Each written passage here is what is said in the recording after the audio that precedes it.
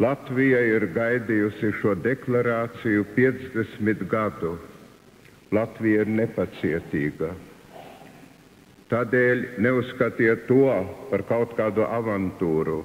Uzskatiet to par pienākuma izpildi pret tautu, kura pacietīgi sarežģītos un dramatiskos apstākļos ir gaidījusi savas mazas dzimtenes atjaunošanu par neatkarīgu valsti.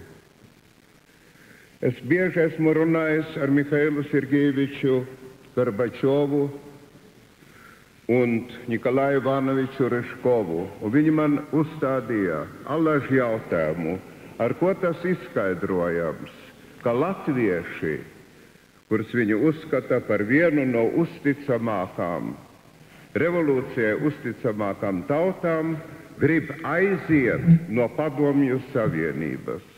Un es viņam atbildēju, tādēļ, ka viņi negrib, lai viņu likteni izlemtu Maskavas upes krastā, Kremlī, kur tika parakstīts Ribbentropa-Molotova līgums un attiecīgais protokols.